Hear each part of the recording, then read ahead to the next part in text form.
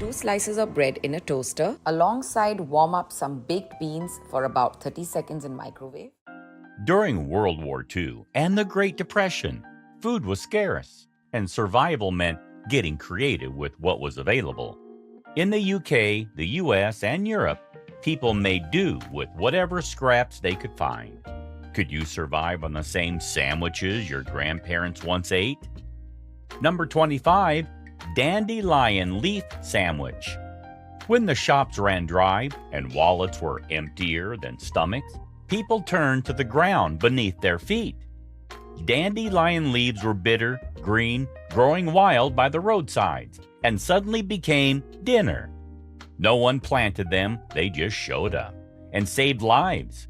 In wartime, Britain and rural America, families grabbed baskets and went foraging. A bit of butter on bread and a handful of dandelion leaves. That was the sandwich. Sometimes raw, sometimes boiled to take the sting out, and sometimes just bitter. But it filled the stomach. Funny thing is, this weed was packed with vitamin A, C, iron, things most people couldn't afford anymore. It kept them from falling apart when proper food disappeared. Mothers taught their kids how to spot the right leaves, and the soldiers' wives shared recipes through letters. It became a quiet kind of ritual, surviving off what the earth still gave for free. Number 24, cottage cheese and lettuce sandwich. Well, what do you eat when meat's too expensive and flavor is a luxury? For many families during the war, the answer was simple: cottage cheese and lettuce. That soft, cold, and mild, but quietly powerful meal. This sandwich was made with whatever bread was available, often dry or day old. A spread of cottage cheese went on first, sometimes mixed with salt or mustard powder for taste. Then came crisp leaves of lettuce, iceberg, romaine, or whatever grew in the back garden. It was light, yes, but it was protein. And most importantly, it was available. In both the US and the UK, this sandwich became a go-to for mothers trying to keep children full without breaking ration rules. Sometimes, eating soft and cold was better than eating nothing at all. Number 23, turnip sandwich. Ever imagine who looked at a turnip and thought, yeah, let's put that in a sandwich? Desperation did. Turnips were cheap, easy to grow, and didn't need rich soil. That made them wartime gold. In Britain especially, where potatoes were rationed and imports were blocked, turnips filled the gap. Farmers had plenty, so people made do. The sandwich itself was nothing fancy though. Thin slices of raw or boiled turnip, laid out on buttered bread. Some salted it, and others added vinegar or mustard for a kick. But most just ate it plain. Turnips weren't glamorous. They were practical, packed with fiber, vitamin C, and that dull kind of nutrition that didn't taste good but kept you going. For children, it was a struggle to chew through, and for adults, it was survival in disguise. Would you eat a root vegetable between bread? Back then, people didn't ask questions. They just swallowed the hunger. Number 22, sardine sandwich. The smell hit first, actually, which was sharp, salty, and heavy. Just open the tin, and the whole kitchen knew what was for dinner. Sardines were a wartime staple, since they were so cheap, canned, and full of protein. You didn't need a fridge, but a can opener and a slice of bread. In coastal towns, they were easier to find, and in cities, they came from ration boxes. Everyone hated them because the smell could linger for hours. But sardines were fuel. They had omega-3s, calcium, iron, and the kind of nutrients that kept people working when rations fell short. There was nothing fancy about it. Only a silver tin, 2 slices of bread, and the sound of hunger getting quieter. Number 21, raisin and butter sandwich. Picture America in the 1920s and 30s with bread lines, lean pocket change, and creative ways to stretch every bit of food. The raisin and butter sandwich was soft bread dotted with raisins, layered with a slather of butter. The raisin bread itself is older than you'd think. In Europe, people have baked raisin-studded loaves since the 15th century, while the phrase raisin bread first appeared in print in an 1845 Edinburgh magazine. In the U.S., those raisins were prized during the Depression, not just for flavor, but for iron and energy. They turned a basic slice of bread into something a bit special, just enough to feel hopeful. Butter was tightly rationed during World War II, which made this combo even more prized in earlier years, when dairy wasn't yet so scarce. Though modest by today's standards, families leaned on it. Who thought fruit and fat on bread could taste like comfort? Number 20. Ketchup sandwich. In the dust and depression of the Great Depression era, families squeezed every drop of flavor from the barest of ingredients. That's where the ketchup sandwich steps in, holding their 2 slices of bread, smeared with plain tomato ketchup and nothing else. It sounds weird today, but back then it was a taste of something tangy, sweet, and more exciting than flour or water. Food historians say it served as a last resort meal when fresh produce was a luxury. The practice wasn't just whispered in memory. The collections of Depression-era survival meals list ketchup sandwiches alongside onion, sugar, and mayo versions as makeshift comfort in hard times. It didn't fill the stomach for long, but it said, "You're still here." Number 19. Mock egg sandwich. Well, got no egg? No problem, just fake it. During World War II, real eggs were rationed so heavily in the UK that most people went months without cracking one. But sandwiches still needed filling, so someone got clever, and the mock egg sandwich was born. The secret ingredient? Mashed potatoes. That's soft, yellowed with turmeric or a pinch of curry powder to mimic the color of yolk, mixed with margarine for that creamy texture, sometimes a dash of vinegar or mustard for tang. The result looked just like egg salad to fool the eye, and sometimes the taste buds. It was especially common in British homes around 1941 to 1944, when egg rations were at their tightest. The Ministry of Food even pushed out official recipes for it, encouraging families to get creative with eggless meals. The texture was close, and the taste? It depends on who you ask. But when there were no chickens and no choices, this was what imagination tasted like. Number 18. Cold potato and pickle sandwich. Okay, ever bitten into something that was just a piece of bread topped with cold, waxy potato slices and a few silver pickles? It might sound odd, but during lean times, it was a snack worth its weight in survival. Potatoes were everywhere because of being cheap and mostly rationed lightly. The leftovers became everything. Cold potatoes stacked on bread, paired with pickles that were tart, salty, and built to last. Together, they made a surprisingly efficient pairing. Pickles, especially the sweet vinegar style known as bread and butter, were household staples during both the Depression and World War II. Many North American farms preserved surplus cucumbers by pickling them with onions and green peppers, keeping families fed when fresh food vanished. This meant pickles were accessible even when other flavors weren't. Was it delicious? Maybe not. But every piece offered texture, contrast, calories, and sometimes that's just as good as a meal. Number 17. Cabbage and mustard sandwich. Cabbage was one of the most common vegetables during wartime because it grew fast, stored well, and didn't need much care. You could boil it, ferment it, pickle it, or just slap it on a piece of bread. And that's what it was, a plain cabbage, cooked soft or left raw, pressed between bread with a smear of sharp mustard. In Britain and parts of Eastern Europe during the 1940s, this sandwich became a fallback, especially when meat vanished from the table. The mustard was the literal punch. It masked the bitterness and gave just enough heat to make cold cabbage feel alive. Now, here's the fun fact. In 1942, UK rationing guides listed cabbage as one of the priority vegetables, with over 400,000 acres dedicated to growing it domestically. The cooks were encouraged to use every bit, sandwiches included. These two strong flavors were the weak moment in history, and yet, somehow, it kept people going. Tired of expensive, low-effort script writers for your YouTube channel? Autoscripter.ai is the ultimate solution.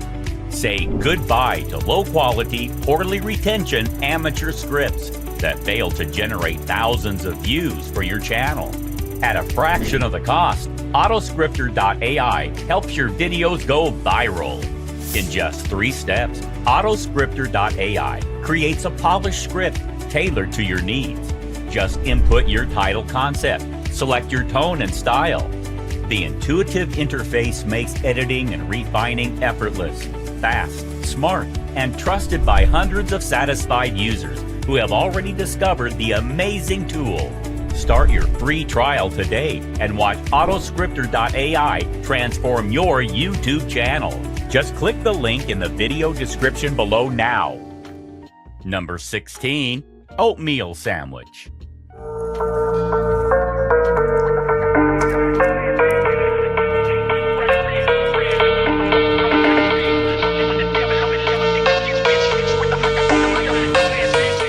I know the name sounds weird, like who the heck spreads oatmeal on bread? But yeah, during the Great Depression and World War II, oatmeal wasn't just for breakfast. It was a survival ingredient. People boiled it thick, let it cool into a dense patty, and then cut it into slices. And those slices became sandwich filling. Some called them oat cakes, others just called it Tuesday. If there was margarine, it went on the bread, and sugar was even better. Most of the time, it was just cold oats on stale bread sliced with cinnamon. In the U.S., farming towns hit hardest by the Dust Bowl. Oats were one of the few grains that kept families going. Government pamphlets in the 1930s recommended oatmeal as a dependable staple, and women's clubs published recipes for oatmeal filler sandwiches to use during ration seasons. Who knew you could eat bread inside of bread and still call it a meal? Number 15, Baked Bean Sandwich. It wasn't fancy, but it sure stuck to your ribs and your fingers.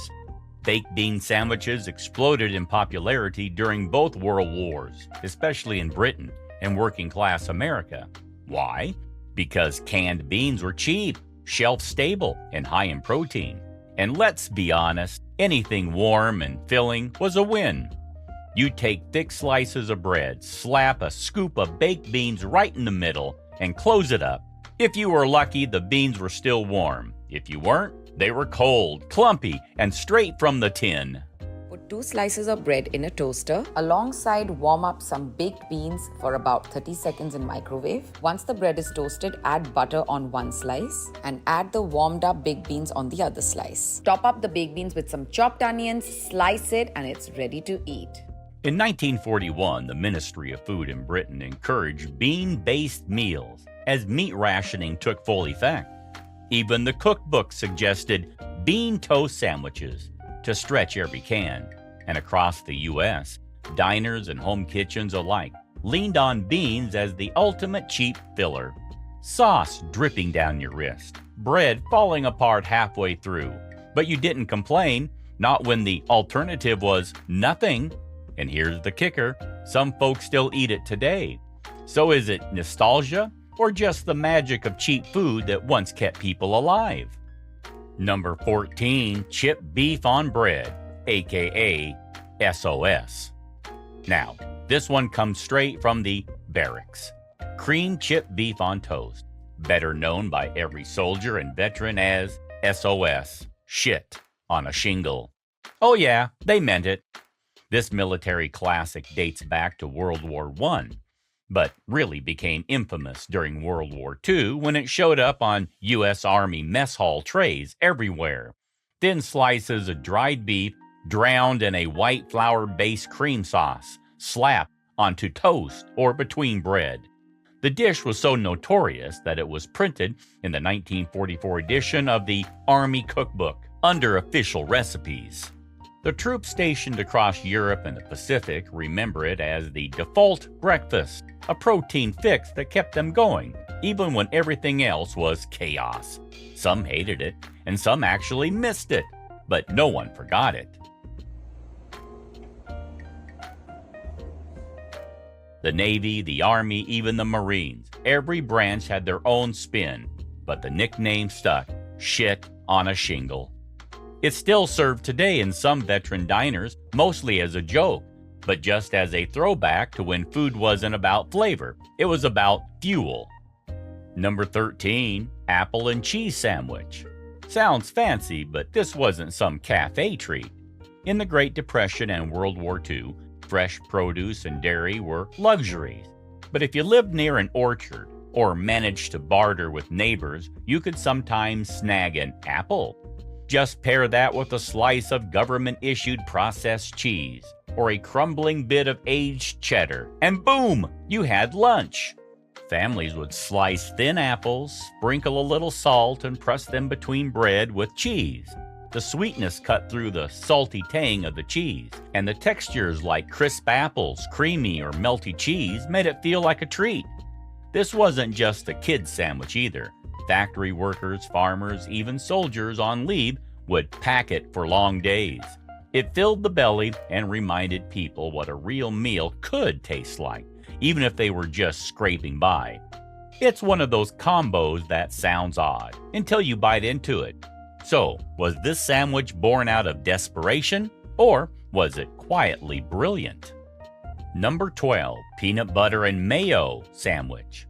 Today, this thing might sound like something you lost a bet over, but during the rationing era, it was a surprisingly common lunch because both peanut butter and mayo were cheap, shelf-stable, and high in fat, a key energy source when meals were scarce. For working families, this was an easy way to get calories in, protein from the peanut butter, fat from the mayo. And weirdly, the creamy, nutty, tangy combo worked for a lot of people. The sandwich was especially popular in the American South, and if you ask a few older folks today, they might even tell you it wasn't half bad. Let's forget the taste since it helped people survive. Number 11, Spam sandwich. We all love Spam, which is short for spiced ham. It became the undisputed king of wartime protein during World War II. Introduced in 1937 by Hormel Foods, Spam was a miracle meat for its time. It was shelf-stable, didn't need refrigeration, packed with fat and salt, perfect for long-lasting energy, and cheap to produce. So when fresh meat became a luxury, Spam filled the gap. During World War II, over 100 million pounds of it were shipped overseas to feed U.S. soldiers. The classic Spam sandwich became a fast, fatty, no-nonsense meal on the front lines and back home. American civilians of rural areas and cities under rationing followed suit. Fried Spam with mustard on toast made it an instant lunch, and a slice of Spam with eggs was Sunday breakfast. Spam was so iconic, it even gained nicknames like ham that didn't pass the test or meat surprise. And love it or hate it, you know it. Number 10, bully beef sandwich. Now, this isn't the kind of bully that stole your lunch in school. This bully was the lunch. Bully beef, also known as canned corned beef, was a military staple during World War I and II for British troops. It got its name from the French word bouilli, meaning boiled, but soldiers turned it into slang and survival food. Served cold or fried, it was mashed together with mustard, mashed potatoes, or even onions to create a sloppy, savory sandwich that packed protein and calories. It wasn't much good. In fact, soldiers often complained about its greasy, salty mess. Yet, it was dependable. Tins of bully beef flooded trenches, camps, and field kitchens, giving troops something, anything, to bite into when fresh food ran out. After the war, it stuck around in working-class homes because it was easy to prepare. Bully beef sandwiches made regular appearances in lunchboxes and dinner tables across post-war Britain and other Commonwealth countries. Even though it had a rough name, rough texture, this beef held its ground when the world was falling apart. Number 9. Beetroot sandwich. Bright red, earthy sweet, and absolutely impossible to eat without staining your fingers pink. The beetroot sandwich was wartime color in a gray, rationed world. In 1940s Britain and Australia, when fresh meat was scarce and refrigeration unreliable, boiled beetroot slices became a go-to filler. Smashed between slices of bread, it was homegrown and full of flavor. Beetroot was easy to grow in backyards, making it a star of the Dig for Victory campaign in Britain, and a lunchbox regular for working-class families. It brought iron and vitamins, plus that dramatic bleeding color that made it look more indulgent than it really was. And here's the wild part. People actually loved it. They even added a bit of cheese or onion, but most just kept it simple and red. Wartime made people creative, and beetroot was a quiet hero, filling stomachs, staining plates, and proving that even a root vegetable could feel like a treat. Number 8. Bread and lard sandwich. Now, here comes that. When poverty hit hard, particularly throughout the Great Depression and both World Wars, families in Britain, Eastern Europe, and parts of America turned to what little was left after cooking: lard. It's rendered fat from pork. When cooled, it turned solid, creamy, white, and spreadable. A spoon of onto plain bread and called dinner. In 1940s Britain, this was their lunchbox. It also called sallow on bread, and it is a traditional Ukrainian snack. Today's generation looks back at this with disgust, but at that time, it was the real comfort. Number 7. Jam and cheese sandwich. Sweet meets salty. Cheap meets clever. Back when cupboards were bare and rationing ruled the kitchen, people had to get creative. They got a dollop of jam, a slice of cheese, and called it a sandwich. Sounds weird? Not really. This combo actually dates back to the early 1900s, especially in British and American school lunches. Kids were often sent to school with whatever was left, like a spoon of strawberry or raspberry jam, and a slice of sharp cheddar or soft processed cheese. The result was a weirdly balanced snack, and honestly, way better than it had any right to be. Cheese gives you protein and fat, and jam gives you sugar for quick energy. So together it worked. Even today, some people still swear by this pairing. Number 6. Carrot and marmalade sandwich. It sounds strange, but in World War II era Britain, sweetened grated carrots and marmalade between bread were more than a snack. They were literally survival.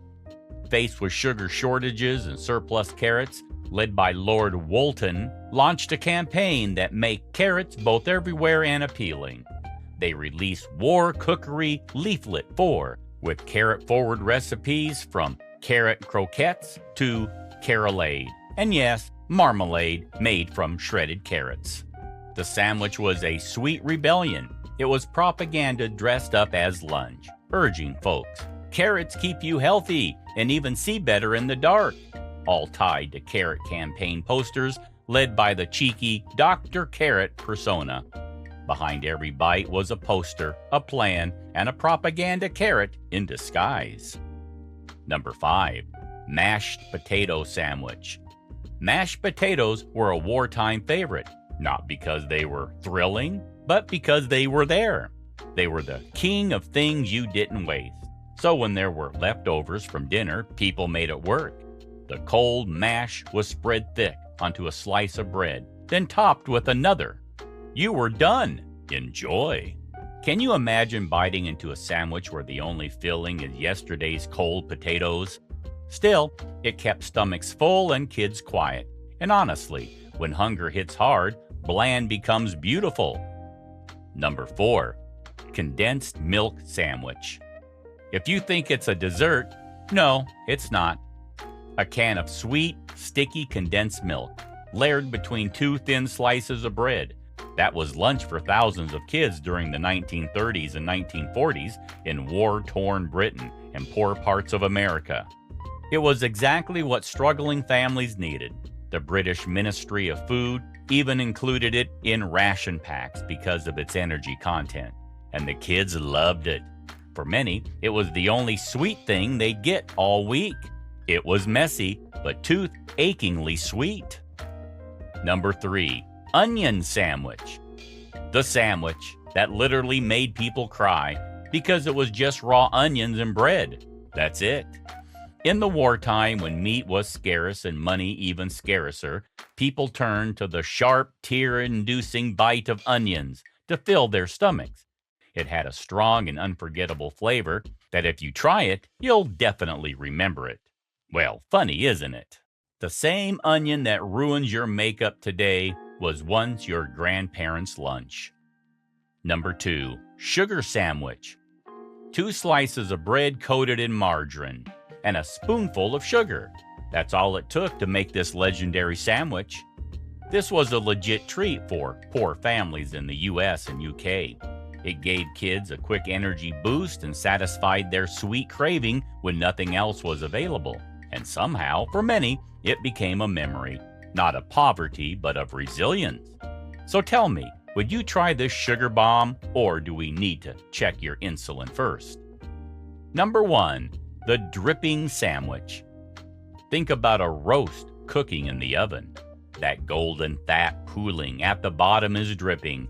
Back in the day, nothing went to waste, so people saved that fat, cooled it, and applied it on bread like butter.